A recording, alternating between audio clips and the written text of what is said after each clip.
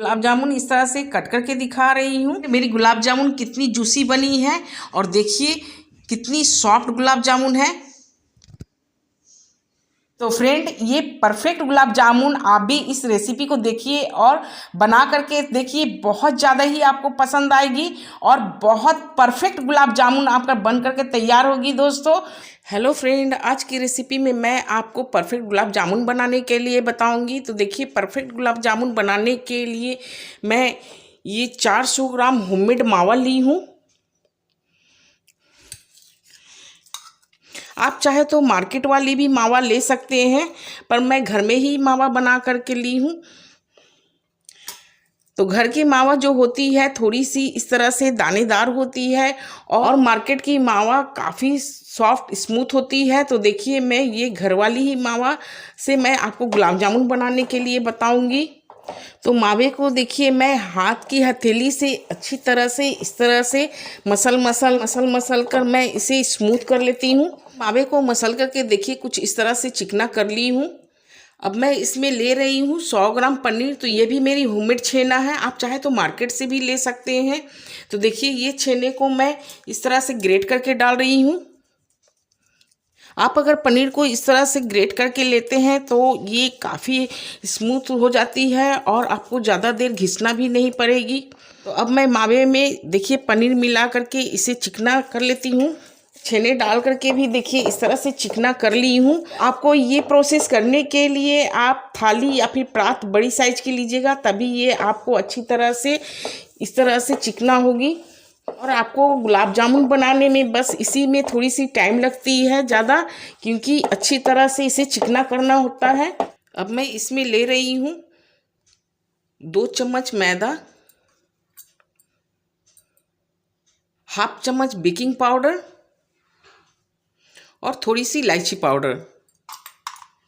आपके पास अगर baking powder नहीं है तो आप उसकी जगह में 2 चुटकी बेकिंग सोडा भी ले सकते हैं। बेकिंग पाउडर डालने से क्या होगी कि आपकी गुलाब जामुन काफ़ी सॉफ्ट बनेगी। मैं इसे अच्छी तरह से मिला लेती हूँ। जब ये अच्छी तरह से चिकना हो जाएगी तो ये एक देखिए इस तरह से डो का फॉर्म में आ जाएगी। और मावे को जितना चिकना कीजिएगा आपकी गुलाब जामुन उतना ही ज़्यादा सॉफ्ट बनेगी। इसे साइड में रख देती हूँ। बस 10 मिनट के रेस्ट में ही मैं रखूँगी। तब तक मैं चाशनी बनाकर तैयार कर लेती हूँ। अब मैं चाशनी बनाने के लिए 2 कटोरी चीनी ले रही हूँ।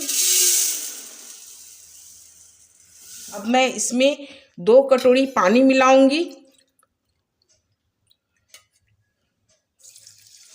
तो अब मैं चाशनी बना करके तैयार कर लेती हूँ। चाशनी मेरी कोई तार वाली नहीं बनेगी, बस चिपचिपी सी चाशनी होनी चाहिए। तो चाशनी को देखिए इस तरह से चलाते हुए मैं चीनी को गला ली हूँ। चीनी देखिए अच्छी तरह से गल गई है। चाशनी में देखिए मैं 1 चुटकी केसर की धागे डाली हूँ और हाफ चम्मच इलायची पाउडर। अब मैं इसे अच्छी तरह से चाशनी में मिला लेती हूँ।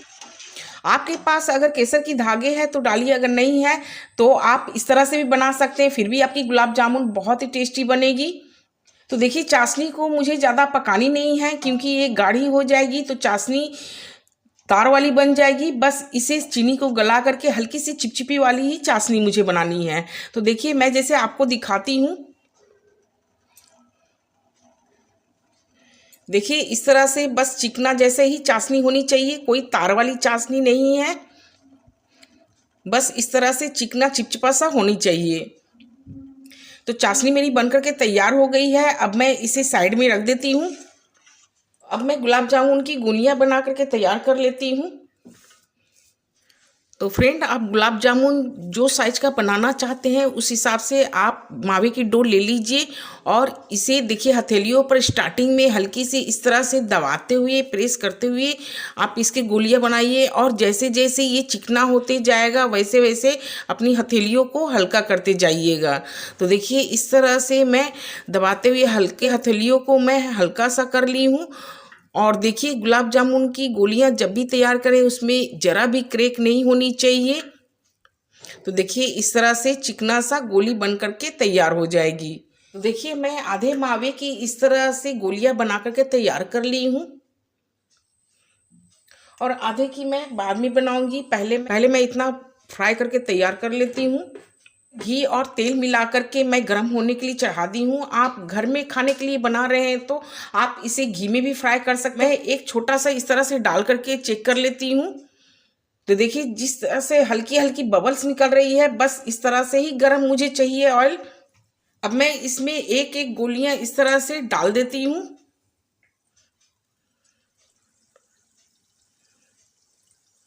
मैं एक साथ सभी गोलियों को नहीं डालूंगी, बस आधा गोलियां डाली हूँ इसमें। जब देखिए हल्की हल्की इसकी कलर चेंज होने लगे और ये ऊपर आने लगे, तभी आप इसे पलटिएगा। और कोई चम्मच से हल्की हाथों से ही पलटिएगा, क्योंकि ये काफ़ी सॉफ्ट होती है। और इस तरह से कढ़ाई अगर आप हिलाते हैं तो देखिए सारे के सारे गुलाब जामुन खुद ब खुद उलट पलट हो जाती है। तो आपको पूरी तरह से अच्छी तरह से इसमें कलर आएगी। और गैस के फ्लेम बिल्कुल स्लो ही रखिएगा, स्लो फ्लेम पर ही इसे फ्राई कीजिएगा। गुलाब जामुन अच्छी तरह से सीख गई है और इसकी कलर देखिए कितनी सुंदर हो गई है। अब मैं इसे निकाल लेती हूँ और इसे गरम गरम ही हल्की गरम चाशनी में ही डालनी है। तो देखिए इस तरह से गरम गरम चाशनी में डाल दीजिए। इसके ऊपर अच्छी तरह से चाशनी डाल दीजिए और चाशनी को इस तरह से थोड़ी सी घुमा दीजिए। इसी तरह से मैं अब सारे के सारे गुलाब जामुन को फ्राई करके तैयार कर लेती हूँ। सारे गुलाब जामुन को फ्राई करके इस तरह से चाशनी में डाल दी हूँ और चाशनी में मैं 3 से 4 घंटे के लिए इसे इसी तरह से छोड़ देती हूँ। 3-4 घंटे के बाद आपको मैं दिखाऊंगी। गुलाब जामुन 4 घंटे के बाद मैं आपको दिखा रही हूँ। देखिए कितनी अच्छी बड़ी बड़ी साइज की फुलकर हो गई है। मैं आपको इस तरह से देखिए चम्मच से उठा करके दिखा रही हूँ। देखिए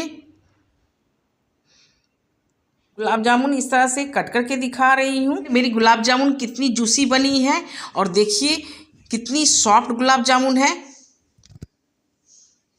और अंदर तक देखिए बहुत अच्छी तरह से फूली है और इसके अंदर इसकी चाशनी भी बहुत अच्छी गई है। देखिए तो फ्रेंड देखिए ये मेरी गुलाब जामुन बहुत ही परफेक्ट बनी है। मेरे घर में तो बहुत ज़्यादा ही पसंद करते हैं और ये गुलाब जामुन मैं अक्सर बनाया करती हूँ। तो फ्रेंड ये परफेक्ट गुलाब जामुन आप भी इस रेसिपी को देखिए और बना करके देखिए, बहुत ज़्यादा ही आपको पसंद आएगी। अगर आपको पसंद आती है तो मेरे चैनल को लाइक कीजिए, शेयर कीजिए, सब्सक्राइब कीजिए और मुझे कमेंट में ज़रूर बताइएगा कि आपको ये मेरी ये मावा गुलाब जामुन आपको कैसी लगी। थैंक यू दोस्तों।